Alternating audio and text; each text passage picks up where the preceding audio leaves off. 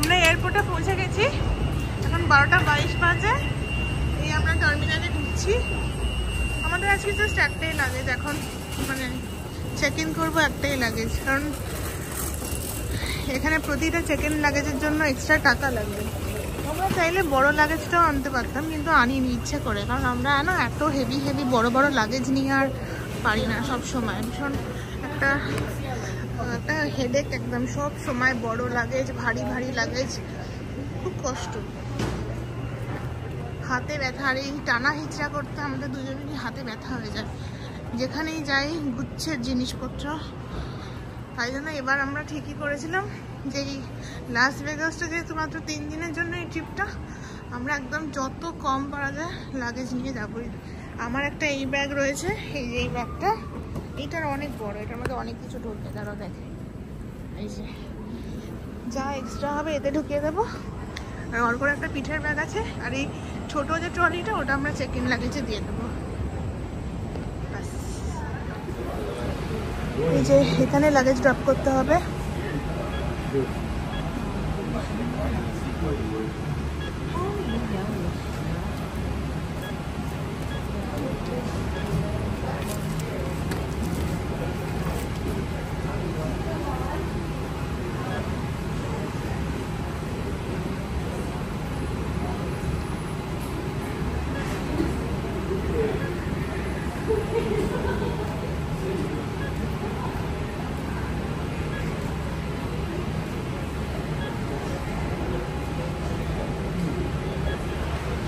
No heavy bags.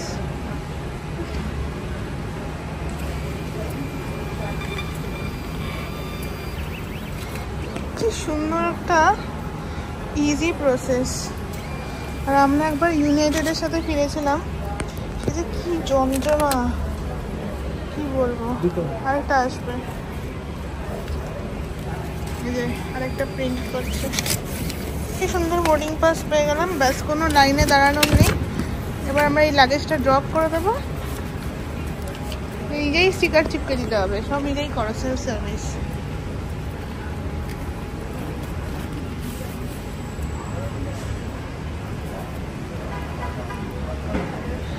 আর এইটা দেখে মানে তো কেউ ভেবো না যে সব এয়ারলাইন যে এতটাই ইজি, এবং আমেরিকা মাত্রই সবটাই খুব ইজি, মোটেই না।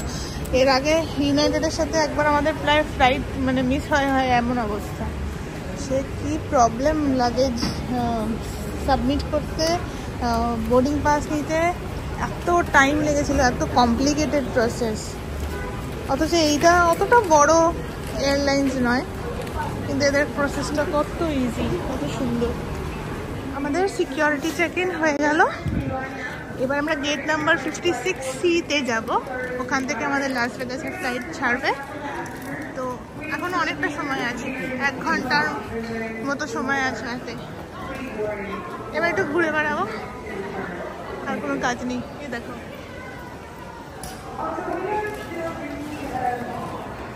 I love LA।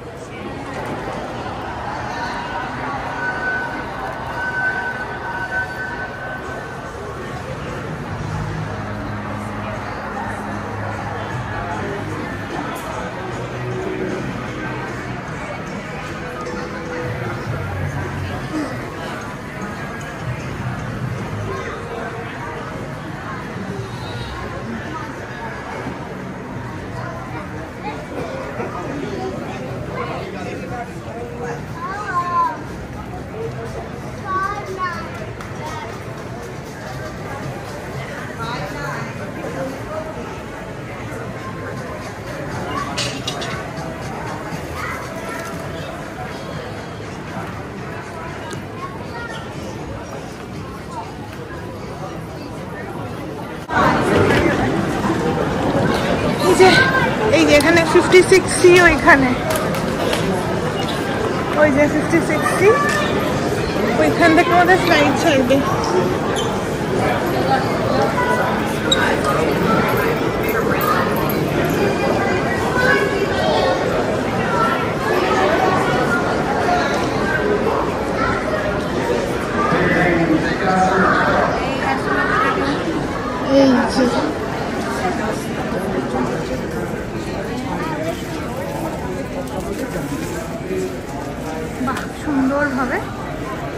ঘন্টা ডিলে, 1:40-এর ফ্লাইট 2:35 দেখাচ্ছে এখন। অসাধারণ। এরপরে কি হলো জানতে হলে পরের ব্লগটা দেখো।